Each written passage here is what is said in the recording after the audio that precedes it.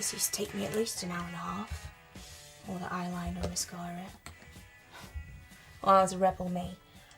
My mum used to say to me, the only way she could get me to do something was to tell me not to do it. And then I found out I had diabetes. All those rules. Take your blood, take your insulin, have you eaten? What have you eaten? Nothing could be spontaneous anymore. I hated it.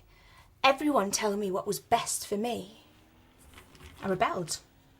I lied, produced perfect blood glucose diaries, only to be found out when the nurse took my HbA1c at the clinic. Nurse Gloria looking at me warily.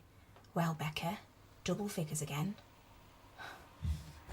I used to think she spent her life trying to think up ways to make my life more miserable. And then one day she came out with a blinder. Becca, she said, are you sexually active yet? I could have died of embarrassment. But then she explained that it was I just couldn't risk any unplanned pregnancies. I just thought it was so bloody unfair. All through college I resented my diabetes. Even when I tried to pretend it wasn't there, it was always there like some niggling little voice. And then I met someone, and he's calmed me down. He loves me, diabetes and all. And we've had an amazing time of it. He's always there for me through thick and thin. And after a couple of years, we started talking babies. And I remember the sex chat I had with the nurse.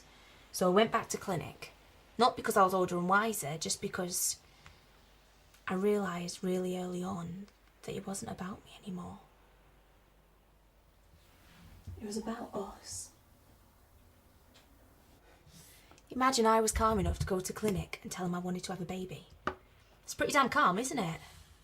See, no little accidents for me. No stopping contraception until I knew I was ready. And they were brilliant at clinic. We worked together and we got it right. I knew I wanted you so much.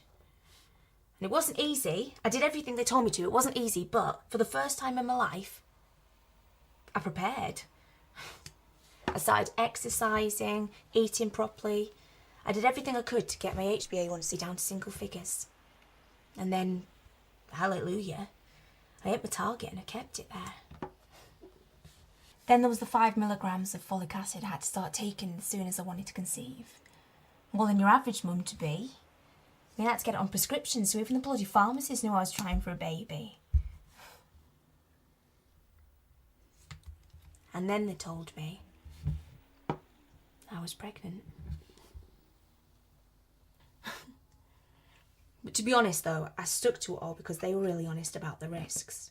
I mean, they said there could be serious problems, like you could have heart defects, spina bifida, or worse, you could be stillborn. I mean, they told me that you'd probably have to be a cesarean and it might be a complicated birth and I probably wouldn't be able to go past 38 weeks.